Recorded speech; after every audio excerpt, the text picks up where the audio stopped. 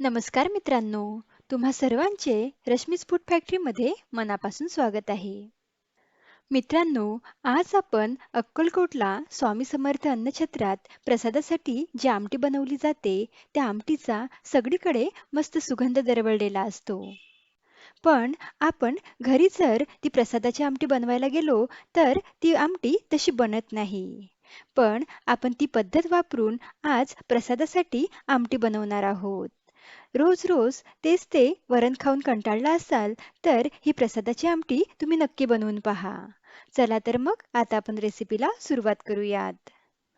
इथे मी अर्धा वाटी मुगाची डाळ आणि अर्धा वाटी तुरीची डाळ स्वच्छ धुवून त्यामध्ये पाव चमचा हळद व चिमूटभर हिंग टाकून कुकरला शिजवून घेतली आहे. आता ही डाळ रवीने घोटून घेऊयात. डाळ व्यवस्थित घोटून झाल्यावर कढईमध्ये 2 चमचे तेल टाकूयात.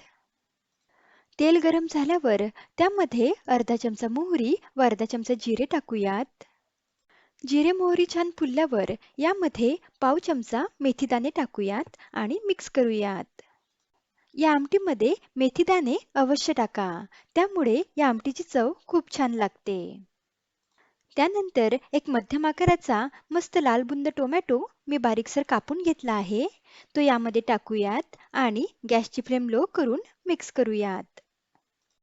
ही आमटी आपण प्रसादासाठी बनवत आहोत, त्यामुळे यामध्ये कांदा आणि लसूणचा वापर करत नाही आहोत. टोमॅटो मिक्स केल्यानंतर यामध्ये चिमूटभर हिंग आणि 5 ते 6 कढीपत्त्याची पाने टाकून मिक्स करूयात. त्यानंतर यामध्ये पाव चमचा हळद, 1 चमचा लाल मिरची पूड, अर्धा चमचा गरम मसाला व चवीपुरतं मीठ टाकून मिक्स करूयात. गरम मसाल्याऐवजी तुम्ही गोडा मसाला वापरला तरीही चालेल. सुरुवातीलाच तेलामध्ये जर आपण हे मसाले टाकले असते तर ते करपून गेले असते. त्यामुळे पहिले मी टोमॅटो यामध्ये टाकलाय आणि त्यानंतर मसाले यामध्ये ॲड केले आहेत. थोडं मिक्स केल्यानंतर यामध्ये थोडी बारीक चिरलेली कोथिंबीर टाकूयात आणि मिक्स करूयात. इथे आपल्याला गॅसची फ्लेम लोच ठेवायची आहे. यामध्ये आता अगदी पाव कप पाणी टाकूयात आणि मिक्स करूयात, जेणेकरून हे मसाले करपणार नाहीत. मिक्स केल्यानंतर यावर झाकण ठेवूयात आणि 2 मिनिटे या टोमॅटोला आणि या मसाल्यांना वाफ काढून घेऊयात, जेणेकरून हा टोमॅटो व्यवस्थित शिजला जाईल.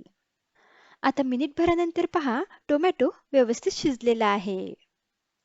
आता फोडणी व्यवस्थित परतवून झाल्यावर एका हातामध्ये झाकणी धरायची आणि एका हाताने ही शिजलेली डाळ या फोडणीमध्ये ओतायची आणि लगेच यावर झाकण ठेवायचं.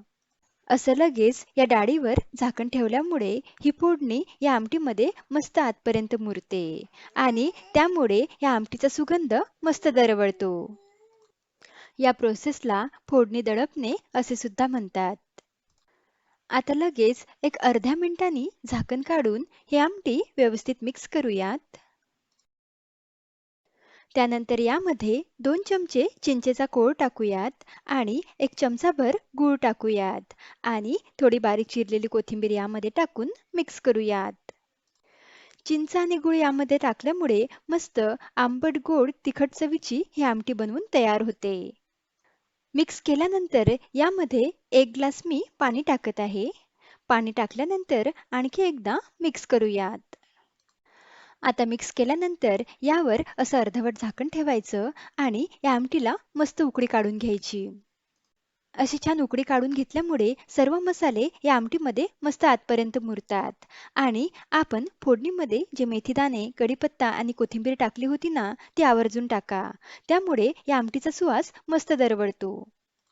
या आमटीला बघा 8 ते 10 मिनिटे मी मस्त दणदणून अशी उकळी काढून घेतली आहे. अशी उकळी काढून घेतल्यामुळे मस्त चिंच, गूळ आणि सर्व मसाले या आमटीमध्ये मस्त उतरतात आणि आमटी जरी प्यावीशी वाटली ना, तरी पोट भरते पण मन काही भरत नाही. इतकी चविष्ट ही आमटी तयार झालेली आहे. आता इथे आमटी बनवून तयार झालेली आहे. यावर थोडी बारीक चिरलेली कोथिंबीर टाकूयात आणि यावर लगेच झाकण ठेवूयात आणि गॅस बंद करूयात. गॅस बंद केल्यावर लगेच ही आमटी सर्व्ह करायची नाही. यावर असंच 10 मिनिटे झाकण ठेवायचं. असं झाकण ठेवल्यामुळे या आमटीला जी वाफ येते ना, ती वाफ या आमटीमध्ये मुरते आणि आमटीची चव आणखीनच छान लागते. म्हणून झाकण ठेवल्यानंतर 10 मिनिटांनी तुम्ही ही आमटी सर्व्ह करा. आता 10 मिनिटे या आमटीवर मी झाकण ठेवलं होतं आणि त्यानंतर ही आमटी मी सर्व्ह करत आहे. ही आमटी तुम्ही भाताबरोबर किंवा पोळीबरोबर सर्व्ह करू शकता. मस्त स्वामींचं नामस्मरण करत ही आमटी तुम्ही बनवा. मस्त चविष्ट अशी जशी अन्नछत्रात आमटी बनते ना, तशीच प्रसादाची आमटी तुम्ही घरीसुद्धा बनवू शकता. रेसिपी आवडल्यास व्हिडिओला लाईक आणि शेअर जरूर करा. लवकरच भेटूयात अशाच एका रुचकर रेसिपीसोबत. धन्यवाद.